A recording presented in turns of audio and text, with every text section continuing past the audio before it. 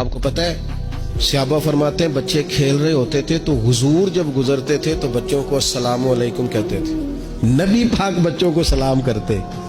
حضور فرماتے السلام علیکم، بچوں کو سلام کرتے اور پہل کرتے سلام لینے میں. آپ بچوں کو سلام کرنا شروع کر دیں، امید ہے بچے بھی سب کو سلام کرنا شروع کر دیں. لیکن یہ شکوہ کرنا کہ لو جی میں اتنا بڑا بزرگ آدمی ہوں، میں اتنا بڑا پڑھا لکھا ہوں، میری یہ شخصیت ہے، آپ نے مجھے سلام ہی نہیں کیا، یہ تو مفت کا رٹا ہے. حضور بچوں کو سلام کرتے تاکہ بچوں کو السلام علیکم کی سمجھ آ جائے. یہ بچوں کو سکھائیں، انہیں یاد کرائیں، اور اس کا طریقہ یہ ہے کہ آپ ان کو سلام لینے میں پہل کریں، آپ ان کو سلام کہیں.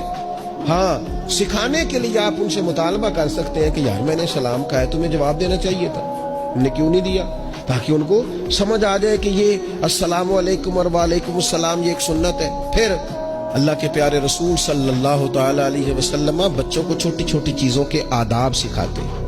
حضور تشریف فرماتے تو ایک بچہ اندر آ گیا، السلام علیکم کہہ کے داخل ہو گیا، تو محبوب کریم نے بڑی محبت سے بڑے خوبصورت لہجے میں فرمایا بیٹا واپس جاؤ، پہلے اجازت لو، پھر سلام لو، جب اجازت مل جائے پھر اندر آنا.